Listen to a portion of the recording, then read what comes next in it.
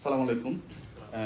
আজকে আমাদের সামনে উপস্থিত আছেন বিজ্ঞ কর আইনজীবী মোহাম্মদ আদনান আদনান স্যার। একটা বিষয় জানতে চাচ্ছিলাম, আসলে কি আয়কর আইনে কি কর ফেরত পাওয়া যায়? ধন্যবাদ আপনাকে।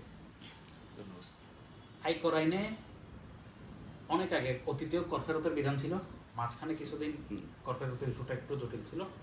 বর্তমান আইনে কর ফেরতের বিধানটা খুবই সহজ করা হয়েছে। কর ফেরতের ইস্যুটা কি?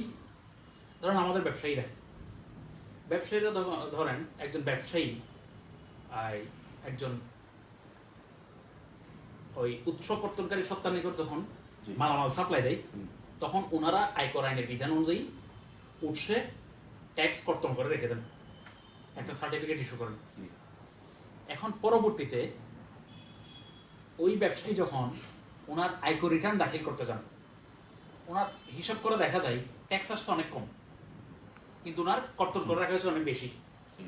এই ক্ষেত্রে ধারা 215-তে বিধান করা হয়েছে, এই ধরনের যদি বেশি ট্যাক্স কর্তন করা হয়, ট্যাক্সটা 120 দিনের মধ্যে ফেরত প্রদানের বিধানটা করা হয়েছে।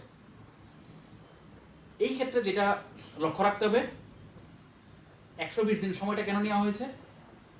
একটা রিটার্ন জমা দেওয়ার পরে রিটার্নটা প্রসেস করে সার্কেল অফিসার, রিটার্ন প্রসেস করে যাচাই বাছাই করে। সো রিটার্নটা এমনভাবে দিতে হবে যাতে আপনার রিটার্ন এমনভাবে দিবে যাতে আইন বিধি বিধান সবগুলো মেনে রিটার্নটা দাখিল করতে হবে। এই ক্ষেত্রে আমরা এই বিষয়গুলো নিয়ে আমরা কাজ করছি। প্রয়োজনে আমাদের সহযোগিতা নিতে পারেন।